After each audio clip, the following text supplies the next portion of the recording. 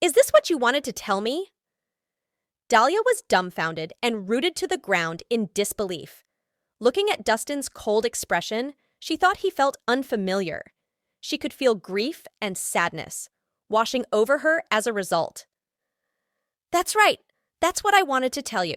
Please keep in mind not to meddle in my business. My life and death have nothing to do with you. We are no longer related. Do you get it? Dustin scolded her fiercely. His cruel words froze Dahlia. She didn't expect Dustin would complain and blame her instead of thanking her for her kindness. When had they become enemies?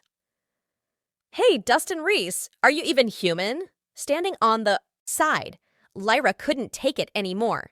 She scolded, How can you say that to Ms. Nicholson? She was trying to help you. How can you be so ungrateful? What do you want me to say? Am I supposed to praise her for being brave and barging into Trevor's place? Dustin asked coldly. You are such an ungrateful guy. Lyra was pissed off. That's enough. Stop it. From now on, I will never meddle in your business. Whether you're alive or dead, it has nothing to do with me. Finally, Dahlia could no longer hold herself back. With that, she left angrily. Nobody noticed the usually tough lady had started to tear up. Dustin Rhys, you'd better remember what you said today. Don't come and ask for our help next time. Lyra glared at him and caught up with Dahlia. What an idiot, Chris uttered, following after them.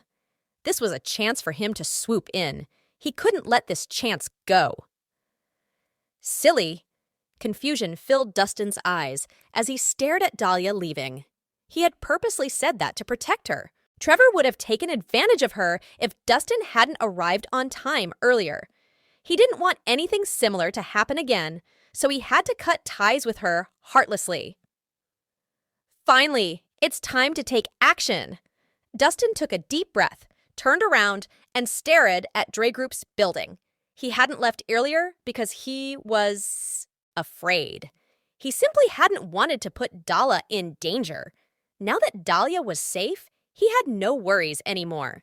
Revenge was a dish that must be served cold. Unfortunately, Dustin was an impatient guy. He had to take revenge today. With that thought in mind, Dustin strode into the Dre Group without hesitation. Under the people's shocked gazes, he locked the main door. Soon, cries and howls rang out from the building. Process took about 20 minutes.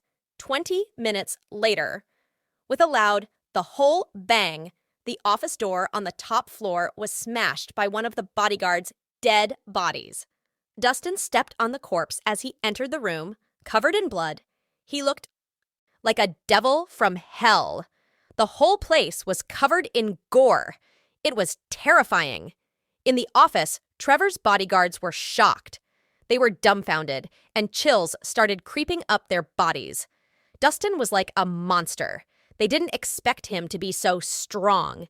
He had killed everybody from the first floor to the top floor. He had killed everybody from the first floor to the top floor. He had killed almost 200 men all by himself. Was he even human? Who are you? Panicking, Trevor stumbled backward. When he saw Dustin coming back, he smiled smugly, assuming that Dustin must have a death wish. Soon, he realized he was wrong. He was completely wrong. Dustin didn't have a death wish. He was on a killing spree.